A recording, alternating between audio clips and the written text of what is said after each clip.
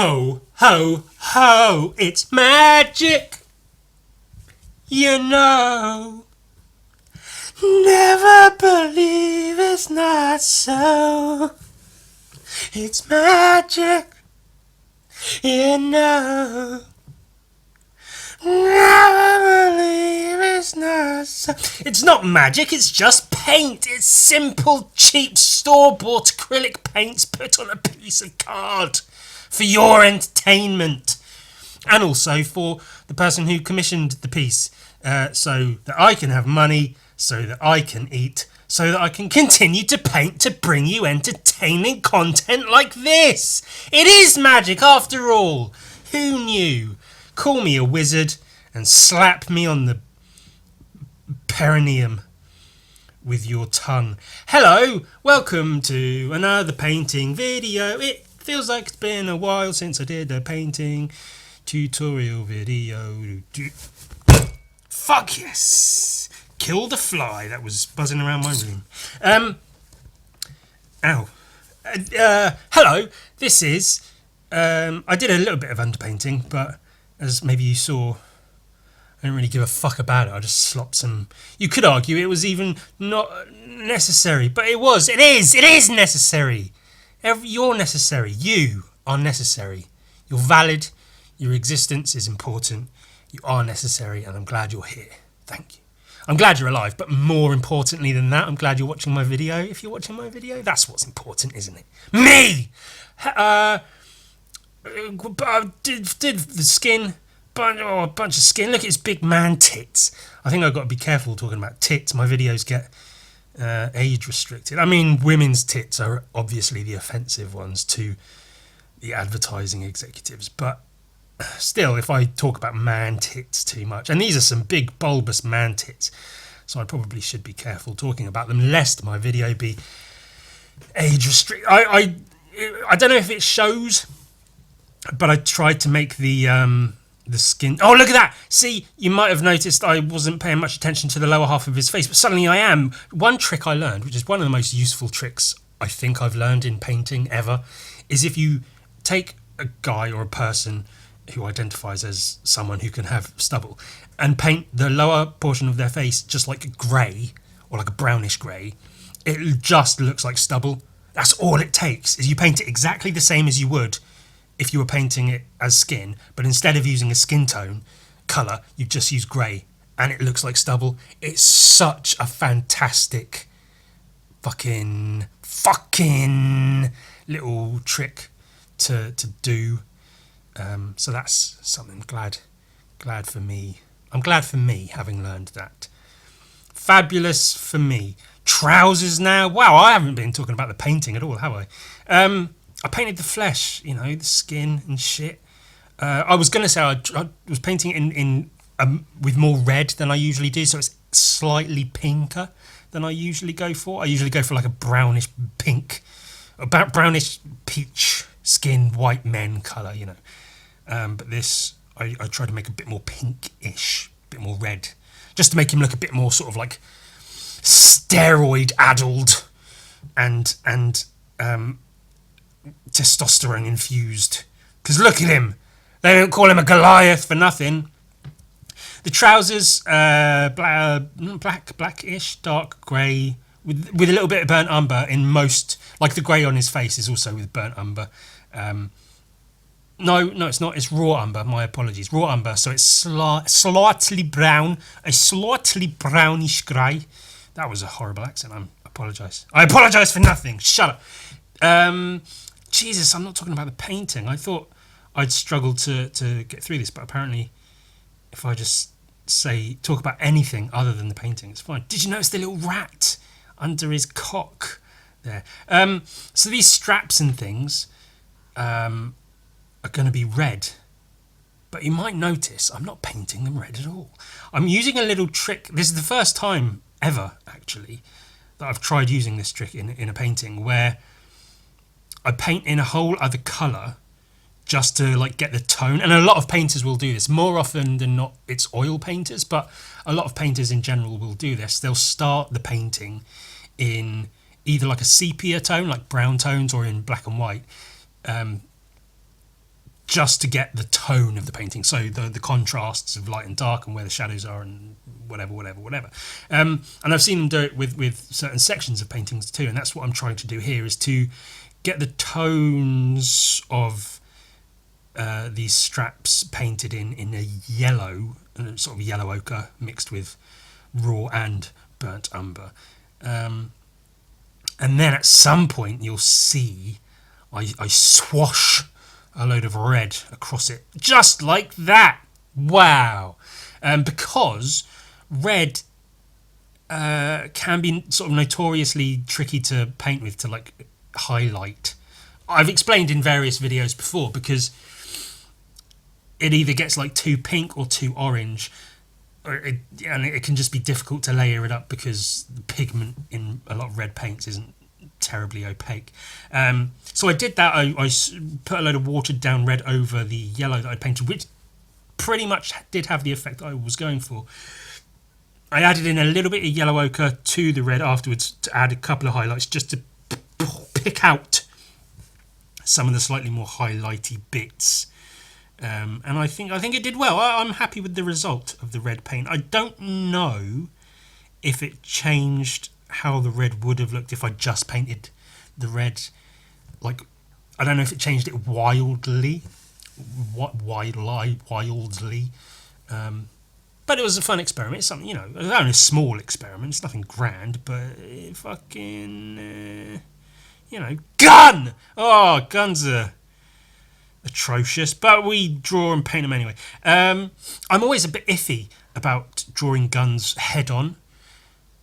You know, it's a very, I mean, a lot of artists do it, but in terms of my influences, etc., it's a very Bisley thing to do, to have a gun pointed directly at the viewer. But I'm always a little bit unsure, because they depending on how you do it, they can look a little bit un-gun-like, where I feel like they always need to be shot or viewed from at least some kind of angle, so you see a little bit more of the body of the gun as well as like the barrel. So I was a little bit unsure about having the gun point straight forward in this one, but I think with the right amount of like shadings, like to make the barrel look like it is protruding from the body of the gun, and sort of like adequate highlights and things, I think this one does quite well. I'm pretty happy. You know, by the end, I'm pretty happy with the result of the gun in this here piece. This is a Goliath gang member, a member of the Goliath gang from the game Necromunda. Necromunda, which is an old Games Workshop game, the Warhammer people. Where you have a gang and you run around, you fight other gangs in like a deeply like condensed, overbuilt cityscapes. Like not even cityscapes. Like I don't really know how to describe it, but it's like horrendously overpopulated, overbuilt, dense, futuristic sci-fi, cyberpunk, trash punk city vibes. Pipes and tubes and metal plating and big heavy doors, ducts and fucking metal pipes and tubes and shit, guns fighting, and you know.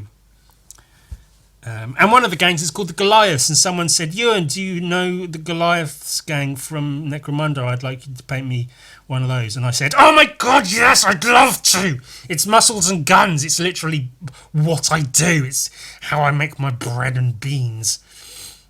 So yeah, I was more than happy to do that. And I had fun drawing it. I'm having fun painting it, as you can see. And I put a little rat underneath it. I just thought it'd be funny to put a little rat there underneath him. The rat's got a gun as well.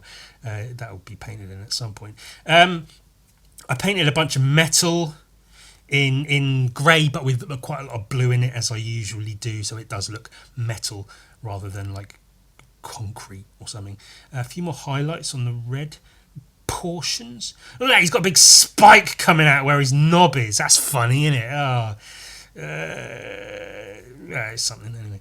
But yeah, I'm happy with the overall shape. I think that's one thing, is the details are like one thing, but I have tried to focus largely in more recent years on the shapes of the things in the painting, the composition and stuff. And I'm really happy with this. It's a little bit like blocky, like there's no fine lines to the composition really. It's very chunky. But I like the shape of, you know, I don't know what the fuck his leg's doing while it's up like that.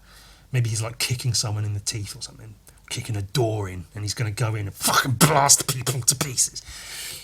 Look at the rat there with his little gun. Oh, he's cute with it. Green mohawk. I think more recent renditions of the Goliath, they typically have sort of reddish mohawks. But I remember from back in the day, I recall most of the models I saw in like the magazines and stuff had green mohawks, which contrast nicely with the typically red armor pieces that they have. So I gave him a nice bright green mohawk. I had plans to like paint in details of the hair, like, you know, lines, but I couldn't be fucked, and I think it looks good. And there is some sketching that you can just about see through the paint in the actual painting, so it's good enough. A bunch of pipes and shit. I was a bit unsure of the background. I was going to paint like most of the background largely orange, like a bright orange, to contrast with the sort of deeper, darker colours of the body of the guy. But I thought the underhive, where, you know, the game takes place, is more dense and dark, so I went with that a bit more, and just a bit of texture, you know, painting and drawing some pipes and things, some shit for the little rat to stand on. So there is some sense of environment that he is in, and then some dense, dark, dull browns and blacks for most of the background, but then I do bring in some orange to look like there's some kind of fire or something behind him or around where he is, or something. It's just nice, isn't it? It's just nice. It's good to have that, like, and you know, I'll highlight it some more, but you know, some brightness behind the bulk of his body to make him stand. Because if the whole background was really dark, then, you know, it would all be it would all smear together like shit on an insane asylum wall. But having that bright sort of orangey yellow behind him really makes him pop out of the image, so I'm happy with that. Some underpainting, some like reverse back glow, back lighting, back glow, some rim lighting just on a few parts, just again to blend him into the background a little bit, to blend him into the environment in which he is. So he's not just slapped on top of it, but that the orange sort of lighting on the parts of his body sort of put him into the environment a bit more. And then there'll be a bit more rim lighting later on when I get the white highlights in and whatnot. The darkest darks, the outlines and shadows and shit. Again, this is where I think it's most effective to make the gun look like a gun, where you can see the shadow of the barrel across the front of the gun like that. I was pretty happy with that. And then trying not to look at his pierced nipple, his big fat nipple with a piercing in it. That's cool, isn't it? I was trying not to outline everything, as is typically the case in most of my recent paintings. I'm trying to get away from using too many outlines. In some of them, it depends if I want to or not, really. And this one I think I did quite well. It's mostly just the shadows, like the heavy shadows, the corners of, like, you can see the strap across his tit, the top and bottom where it just, the tit curves under the straps. Those sort of important shadows just to show the shapes and curvature of the body. And similarly under the crotch area, the spike, his dick spike, as we'll call it, because why not? And then just a bunch of shit, just lines, just to pick things out, pull things out, push things in, push things about, do the hokey cokey, turn around. That's what it's all about. And then it's almost done, I guess, probably. I don't know. Just, this, that bit, do that bit there, a bit more here, or a little couple of bits of spots there. Oh, painting in some scars. I just felt he needed just a little bit more just texture. So sort of a darkish pink just line for the scar, and then slightly lighter pink on top of that, and a slightly lighter pink on top of that, especially highlighting like the ridges where it goes over the curve of his like muscle on his boobs and such, whilst leaving a little bit of the darker pink visible, is a pretty easy and effective way to paint scars, like healed but recently healed scars. So yeah, I was happy with those. It is a nice texture to add, and there's just this rim lighting just to I don't know, define the edges. Just it gives something. I don't know what it gives exactly, but just the white, the thin white bit of lighting just on that one edge, bit on his tit, bit on his arm, on his face, and also you can see I've drawn in kind of a few hairs on his chin just to give a bit more texture. That really adds a lot to the piece as a whole. Just a bit more texture, bit more highlight, bit more gooder, more good, all good, and that's that. Really happy with that piece. I really was happy with that piece actually. It's been a little while since I painted it. I've been working in my sketchbooks quite a lot, just doodling and stuff. So to have that as wow, that's